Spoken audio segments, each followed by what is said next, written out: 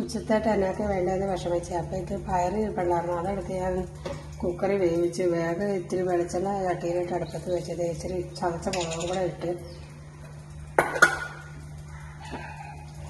അതിലേക്ക് ഇച്ചിരി ഉള്ളിയും പച്ചമുളകും കൂടെ ഇട്ട് കൊടുത്ത് കറിവേപ്പില ഇട്ട് ഒന്ന് ഇളക്കി വെച്ചിട്ട് ഇറക്കുന്ന കഴിഞ്ഞ് ഇത്തിരി മഞ്ഞൾപ്പൊടി ഇട്ട് ഇത്തിരി കാപ്പിയോടെ കൂടെ നന്നായിട്ട് ആയപ്പോഴത്തേക്ക് അതിലേക്ക് ഇളക്കി എടുത്ത് ഒരു മൈക്രോട്ടയുടെ പണി ഇത് പറഞ്ഞാൽ അതിനെ വെച്ചിട്ട് അതിൻ്റെ ഉപ്പേരി റെഡിയായുള്ള ഇതിലേക്ക് കൂടെ ഇട്ട് കൊടുത്തു, മഞ്ഞൾപ്പൊടി കൊടുത്തു, കൂടെ ഇട്ട് കൊടുത്തു,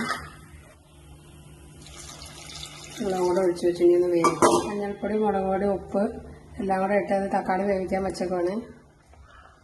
തക്കാളി വെന്തതിലേക്ക് പരിപ്പും കൂടെ ചേർത്ത് കൊടുത്ത് വേവിച്ച് വെച്ച്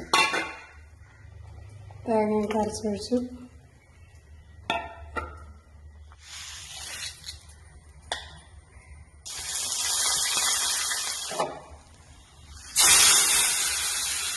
റെഡിയായോ? പെട്ടെന്നെടുത്ത എല്ലാ കറികളുടെ ചോറ് ഇടുമ്പോൾ ഇന്നലത്തെ ഇത്തിരി കറികളും ഒക്കെ ഉണ്ട്. മീൻ കറി ചെയ്തു.